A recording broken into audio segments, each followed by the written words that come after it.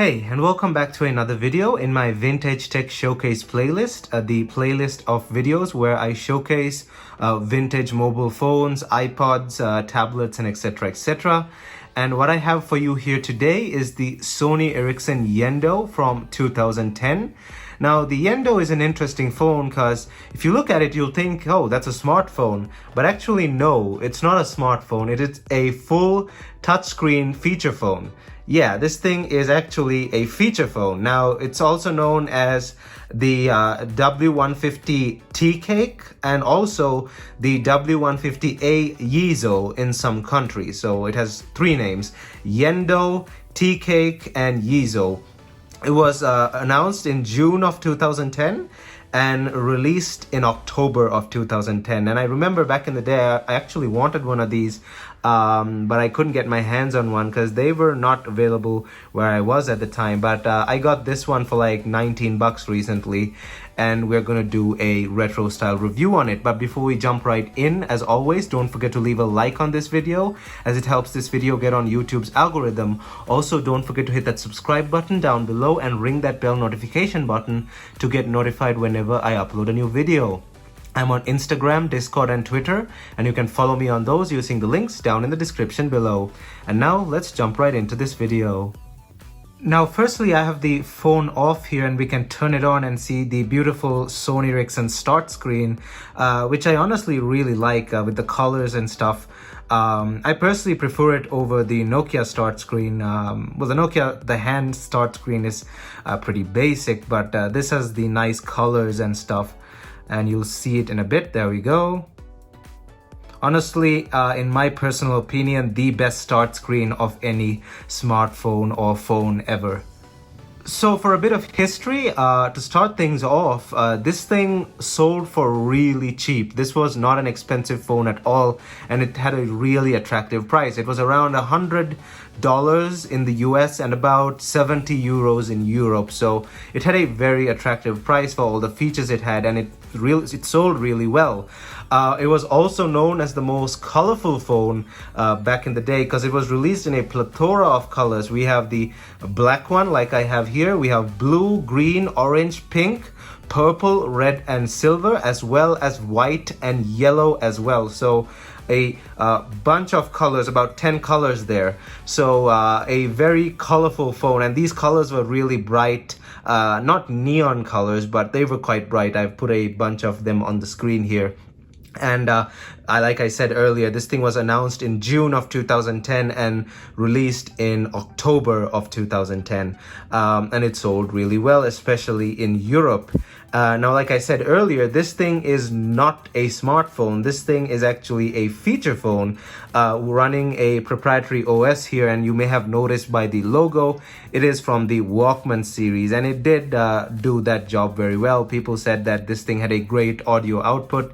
And for its size, it makes it a great Walkman phone for people who don't want too bulky phones and larger displays and stuff. People who want a really good music player phone that's small and compact and easily fits in your pocket.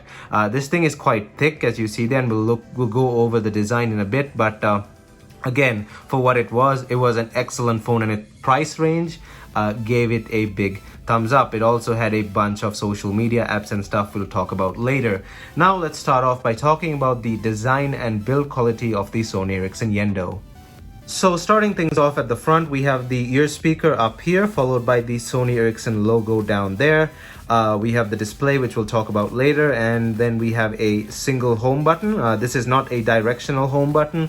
Despite it being long, it's a single click home button, so you don't get multi-click, just one click. And as you can see, there's a light behind it as well, an orange light. I don't know if the light color changes depending on the phone's color, but mine is only orange, and I think, I cannot confirm, but I think the other colors of this phone have a different colored light, but I cannot confirm. If you had this phone, let me know down in the comments if the other colors of the phone had a different colored light. Next to it, we have a small microphone as well, and we have the Walkman branding down here. At the bottom, again, we have more Walkman branding. On this side, we have our volume rocker up top. At the top, we have a 3.5mm headphone jack / they call it a video connector. but it looks more like a remote connector to me, next to the 3.5mm headphone jack. But in the manual it calls it a audio/video connector, but I'm not really sure about that. Over here we have the lock/power button, and we also have a lanyard strap over here because it's a small phone and you can put it around your neck. And we have the micro USB cable on this side as well. And at the back we have Walkman branding down here, and mine is still covered by its factory plastic wrapping. As you see there, the previous owner has forgot to take it off, but I'll probably just leave it like that. It's probably new plastic underneath there. That's quite common with these Sony Ericsson phones. The Walkman logo is covered with a piece of plastic, and a lot of people forget to take it off, but it is what it is. Sony Ericsson branding, single mono speaker, which is quite really good actually, and we'll demo that a bit later in this video, and the 2-megapixel camera as well, which we'll also talk about later, and I'll put some camera samples up as well. So that's just a quick go around of the Sony Ericsson Yendo. Now moving on to display, and the display on this thing is pretty tiny, as you can see here, 2.6 inches to be exact, so really tiny display, but then again the phone itself was small, so you can expect the display to be tiny. It's also a TFT LCD display, so you don't get the full 16 million colors, you get only 256,000 colors, and honestly at the time, for its price range, no one really cared. It was a lower end phone, and for what it is, the display is just perfect, and we'll talk about it in a bit. And not all TFT LCDs do have to have 256,000 colors. For example, the Nokia N95, which I've already done a video up here. If you want, you can go watch that. That also has a TFT LCD display. However, that has 16 million colors, so that has the full color complement.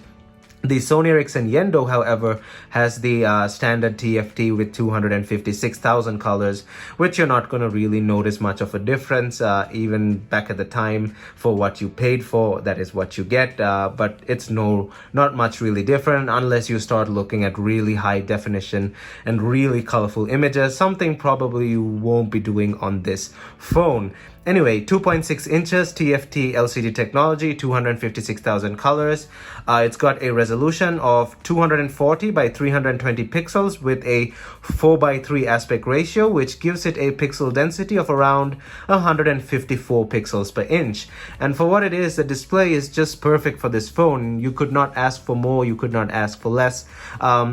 The colors are, of course, towards the more saturated side. It was a budget phone from 2010, so what, 11 years ago? So phones at the time, the TFT LCD displays had a high saturation to make the colors pop, because naturally TFTs didn't have really popping colors. Well, not all of them, but most of them. And the way they did that was they increased the saturation. As you can see, the icons are really saturated. The orange over here is really saturated, but at the end of the day, this is a perfectly usable display for the price range back in 2010. And the outdoor performance in bright sunlight is actually quite good on this phone. The display gets really bright. I've made it medium right now because it's going to cause focusing issues to the phone that I'm recording it on, but I can go ahead and show you under appearance. This thing gets really bright. The camera that I'm recording this on is kind of compensating for brightness here, but it gets really bright. It has only a few settings. As you see, it's got a level setting from 1 to 5, but it is really bright when you look at it away from the camera, because the camera is adjusting to the increase in brightness. However, it is a really bright display, and the outdoor performance is really good. The colors are saturated, but they are what they are. A perfectly usable display for 2010, and me being not a picky user about displays, I'd be okay with this in 2021 for a secondary phone. However, not for a primary phone, as I like viewing all the photography that I do on a big nice OLED display like on my iPhone 12 Pro Max. But this display will get the job done for 2010. Now for internal specifications, and I must remind you that again, this thing is a feature phone with a touchscreen. It is not a smartphone, so you cannot expect it to have amazing features right off the bat. So the processor on this thing, I searched and searched and searched. I could not find the manufacturer of the processor. However, I know it's a 156 megahertz processor, so really slow, 156 megahertz, but the OS is kind of tailored to that speed, and I'm pretty sure that's how they got the price on this thing so low, by including a really slow processor. It's probably a Texas Instruments processor. Now, I've searched for hours on what this processor is and I couldn't find. Everyone just says 156 megahertz processor. It's probably a Texas Instrument processor of some sort. However, I cannot confirm. It has a micro SD expansion slot up to 16 gigs, and you can do 1,000 entries in the phone book. And it also has call records as well, and it has an internal storage of 5 megabytes. So again, a feature phone. This is not a smartphone. So you definitely have to include a memory card, because the internal 5 megabytes is going to go really fast. So that's basically how they've cut down on cost. The skeleton of the phone is what they spent on, and everything else you kind of have to add on, because if you put a large memory module in there, it's going to increase the price. The processor also, they've cut it down, but this OS, we'll talk about in a bit, actually works just fine with this processor. Anyway, that was the internal hardware of the Sony Ericsson Yendo. So the operating system on this is a no-name operating system, which I could not find about online. There's no name given to it. It's just a proprietary operating system. It's not made to mimic anything, but it kinda... Well, you know, I really can't compare it to any other operating system. It's just what it is. You got the main menu here. It has a lock screen. Obviously, let me show you the lock screen. So that's the lock screen. You can put a password if you want. We have the Walkman app over there. So that's music. We have messages. We have contacts, and we have the quick dialer over here. And then when you swipe up, you go into menu, play now, calendar, camera, album, notes, FM radio. Yes, this thing has radio. We have a browser, alarm, settings, move over to this side, recorder, video viewer, email, stopwatch, timer, calculator, voicemail, track ID, so you could recognize music. Back in the day, obviously a Walkman phone should have had that, but I'm pretty sure it doesn't work anymore. BB Revolution, this nightclub game, and Facebook, Twitter, and Orkut as well. And I think you could sideload a bit more applications, but I cannot confirm. Anyway, it's a pretty basic minimalist OS. Again, this thing is not a smartphone. It is a feature phone with a touchscreen. Pretty easy to use, simple OS. Nothing too complicated. You have your main controls on the main screen. You can go to Walkman right out of the bat.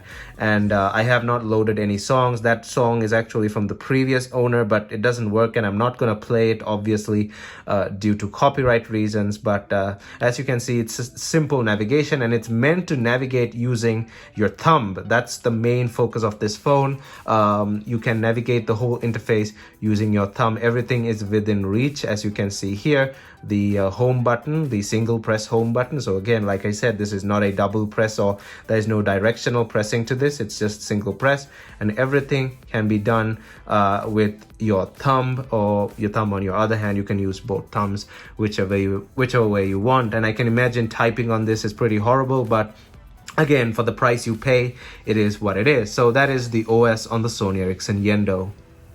Now, the camera on this thing is a 2 megapixel fixed focus camera with no flash. So it's a simple, basic 2 megapixel fixed focus camera from 2010. And it can record video at, I believe, 1440p. I cannot really gauge from the recording that I did, but once I copy it to my computer, I'll give you the actual value over here. You may already see it after I edited the video, but I think it's 1440p, so very low resolution. And the frame rate is probably also in like the 15 FPS range, but you already see it up there after I copy it to my computer. So let's go into the camera app here, and again, extremely basic. All you can do is take a photo and switch between video and a photo, and that's about it. Honestly, there's no settings here. Well, there is. The only setting you get is this, the size difference, actually the quality as well. You can switch from normal to MMS. MMS probably reduces the quality even further to make it really tiny in size. So that is kind of interesting. There's no setting for photo mode, as you can see there. So that's all you get for the camera. Extremely basic. Now, in terms of photo quality, for a 2 megapixel fixed focus camera from 2010, it's honestly not bad for what it is. I'll put the samples in a bit, and again, it is a 2 megapixel fixed focus ultra basic camera. It just exists. That's it. And for what it is, it's not bad. I've seen worse fixed focus cameras before. So here are the samples taken during the day, followed by a video sample as well.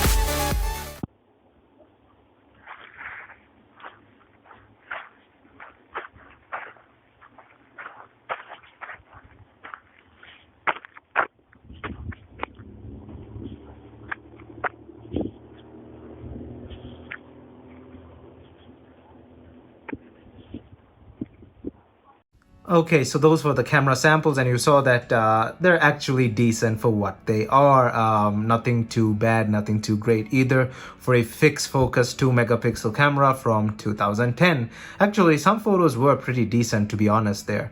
But anyway, we can now go and demo the speaker that I told you about before. So sound and vibrations, we are on silent mode. Let me turn that off. Turn the ring volume to max. So 9 is the max over there, as you can see there. 9 is the max. And we can go ahead and select Sony Ericsson. We can go and select the ringtone. Obviously, I cannot play music due to copyright reasons, but I can play the ringtone. So let's turn that off, and that's your Sony Ericsson ringtone from back in the day, Summer Flow.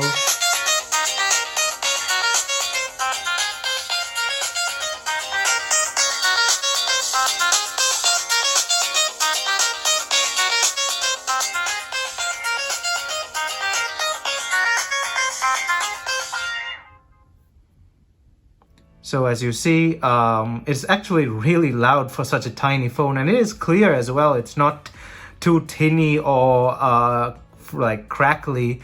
It's actually quite impressive for a tiny mono speaker from such a small phone. But then again, this is a Walkman phone, so you could have a few expectations for the music and the speaker, obviously, because it is what it is. It's branded as a Walkman phone. I wish I can show you audio from the headphone output, because they're actually quite good, but I can't because there's no way to copy it onto this video, and I cannot play music as well. So anyway, that was the speaker demo for the Sony Ericsson Yendo. In terms of battery and battery performance, we can first pull the back cover off like that, and we are greeted by the Sony Ericsson BST38 battery. So the BST38 battery is a 970 milliamp hour battery, and in the Sony Ericsson Yendo, it gave it a standby time of around 315 hours and a talk time of around 4 hours. So a pretty decent battery life, not excellent by any form or standard, but pretty decent for what it is. And for music playback, you could play easily into about, if you just use it for music, You could use it for about 2 days straight. As I saw, there were not really many proper tests carried out back in 2010 for this thing. However, 2 days of music playback were what some of the comments were saying on some of the earlier review videos of the time, so expect that kind of battery performance. So at the $100 point of pricing, you may be wondering, how is it that cheap? I mean, it's got a touchscreen and a capacitive touchscreen. You must be wondering, how is it that cheap? And this is where it kind of cuts down on cost. This thing has no 3G, so it's a 2G phone. It has no Wi-Fi either, so you're stuck with the SIM card, so no Wi-Fi connectivity. The file browser is also non-existent, so there's no file browser on this thing. No proper multitasking. Well, actually no multitasking with the interface that I showed you earlier. And screen rotation is manual. There is no accelerometer built into this thing. So that's where the pricing gets pretty low, because it's missing a lot of sensors. And like I said earlier, it's the internal memory is also just 5 megabytes. So that's where most of the cost was cut down on. So in terms of additional features, like I said earlier, it has Facebook and Twitter and Orkut, and it has the Track ID, and generally a lot of the additional features are software features. It also has FM radio. A lot of tiny feature phones at the day had FM radio. It has a browser. I'm pretty sure the browser is horrible, but if you want, you can use it back in the day. And that's about it. There's really nothing too outstanding about this phone. It is a full touchscreen feature phone, and this was a retro style review of it. And as usual, I hope you enjoyed this video, and if you did, please leave a like on this video, as it helps this video get on YouTube's algorithm. And if you really like this video, please consider hitting that subscribe button down below and ringing the bell notification button to get notified whenever I upload a new video. I'm on Instagram, Discord, and Twitter, and you can follow me on those using the links down in the description below. Thumbs up, and I'll see you guys in my next video.